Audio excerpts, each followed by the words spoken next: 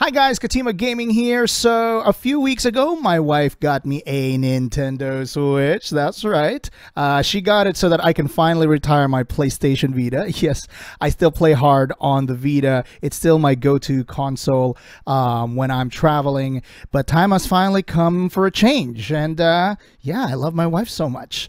But a few days right after getting the Switch, Nintendo revealed the Lite version. Now, this caused a lot of concern with me and my wife. Is the Lite actually better than the original Switch? Will my wife regret getting the Switch? Will she resent me if ever I show any signs of regretting getting the original Switch? Will she leave me because of all this drama? Okay, everybody just relax. Everybody just relax. Stay calm, stay calm. Everything's gonna be all right. Thankfully, upon revealing the Nintendo Switch Lite, Yoshiaki Koizumi, general producer of the Nintendo Switch, released every information about the Lite in one single 5-minute video.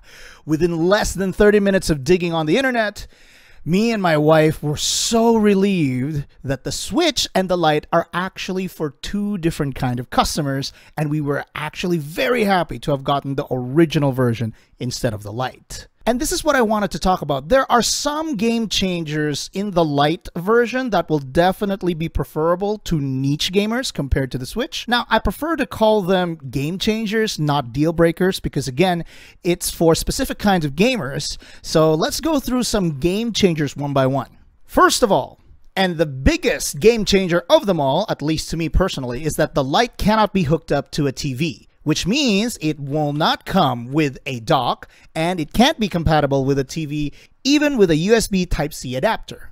That is what relieved me and my wife the most. I mean, we love the Switch on the TV. We love having it dock. I mean, right now, I don't have a lot of games on my Switch during the recording of this video, but currently I have Breath of the Wild, of course, that is a staple. I play it on the go, but when there's a puzzle I can't solve, I just hook it up to the TV and let my wife solve it. Yeah, she's the smart one in this relationship.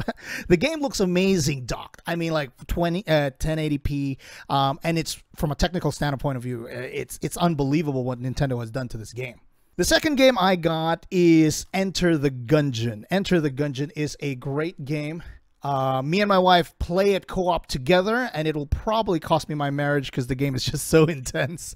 We need this on TV. I mean, like, playing co-op games is really amazing, and we look forward to getting like dancing games and maybe some games with more motion controller functions. So yeah, having it on TV is really important. Third game that I have right now is Warframe. Graphics in this game are so amazing docked or even undocked, and I prefer to play this docked because my aim is absolutely terrible, and I really need that extra space. And I'll probably need all the help I can get with, you know, the controller. I'm more of a mouse and keyboard kind of guy. So yeah, the problem also with Warframe is that the text in the game when you're playing it undocked is kind of small. So I kind of need the TV to actually make it a little bigger and more easy to read. So yeah, all those flashy graphics on the TV docked is really an extra eye candy. Lastly, I have Football Manager Touch. Now, I play Football Manager a lot, too much, as a matter of fact. There it is, Football Manager Touch. It's a great game on the go, but sometimes, you know, we have this tradition with me and my friends. We I dock this. I show my friends my tactics, my team. They criticize me on the players I choose, and then if there's a big match going, we watch it on TV. It's really, really interesting how this works, docked and undocked. Lastly, also, you got YouTube. There's a YouTube app, as a matter of fact, and I really like it. Every time in the morning, usually we get YouTube on, and if I'm already on the Switch, I just dock it, plop out the controllers, use this on a remote, and watch YouTube on TV. So having the TV option really fleshes out the Switch experience. So that's the #1 game changer. Definitely need that TV option. Game changer #2 is that the Lite does not have removable Joy-Cons. Now, mind you, these things, this pair is about $70 a pair in Thailand, ridiculously expensive. So I get it why the Lite is kind of cheaper. The Lite will not have motion controls nor any feedback vibrations that comes from actual Joy-Cons, and the controllers will not be replaceable. You know, if you have these and you got wear and tear kicks in on your Lite, you're gonna have to change them by doing a full repair. So that's a huge game changer. Most people will just buy new ones eventually when these break. The fact that I can pull out my Joy-Con controllers and turn it into instant co-op for 2 players is really very useful. And the fact that I can put up the Switch and play with the controller away, I can just plop this up, you know, and then just play with it on my controller is really something useful at times. Sometimes I just want to plop this up down and then I'll just want to play it, you know, and when I don't feel like putting it up. I mean, that is very, very useful, and it really increases the experience. I also normally can't play sports with the controller so far away. I'm very used to playing sports with, you know, this is a PlayStation controller. I like it really close. Even the Vita feels good when I'm playing it because the buttons are just so close to each other. The Switch, though, if you're playing it off on dock mode, the buttons are just too far. So just got to get that grip that comes with the bundle when you buy the regular Switch right there.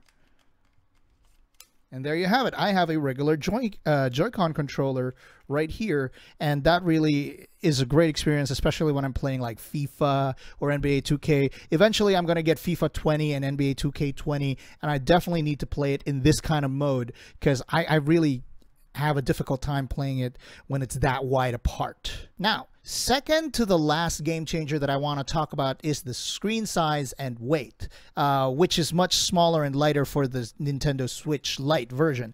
The regular Switch is 6.2 inch when it comes to screen size, and the Nintendo Switch Lite will only come at 5.5 inches. It's smaller. The overall body is also slightly smaller, and it weighs less as well. Now, this ain't a problem for me. I mean, like now the PS Vita, for example, started with only 5 inches as in screen size with a weird 576p resolution. Weird, I know. So to have a 720p high definition on both the 5.5 inch or the 6.2 inch is just amazing. No complaints here.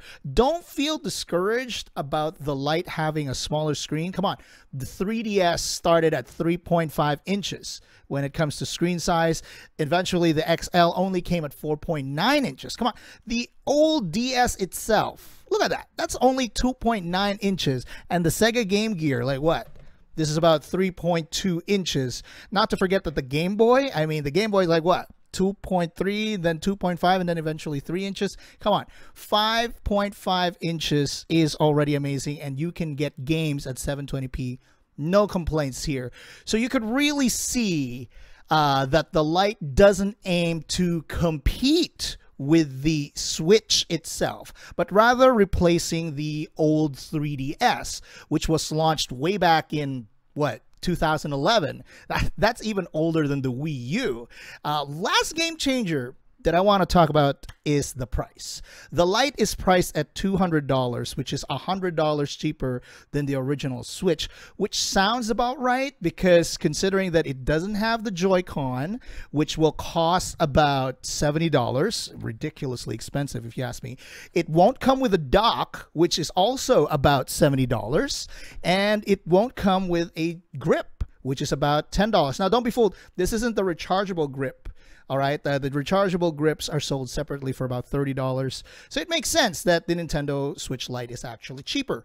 You save $100 and you could buy probably 2 to 3 games with that. Be wary though, because games and accessories are very expensive when it comes to the Nintendo store. So I don't know, $100 won't really get you that far. Overall, if you own a Nintendo Switch, relax. You have absolutely no reason to worry about the Lite. As a matter of fact, the battery life from the Switch to the Switch Lite are actually similar. And I can see newcomers actually, and especially younger gamers, to prefer the Lite over the regular Switch. It's cheaper, probably more portable, and if you like playing on your own or multiplayer without the couch co-op, then it might be for you. Still, though, I can't get over the fact that, you know, what you get bundled with the regular Switch for $300 has more value compared to a compromised Lite. But, you know, that's a discussion for another time. I'm going to do another video about the Lite and what I personally think about it. Is it worth it? It'll be up soon as well. For now, that's all I have to say. You know, thanks for watching. Like and subscribe. If you have your own opinions, I'd welcome it in the comment section. Let's talk about it. And I'll see you in our past, present, and future videos. สวัสดีครับ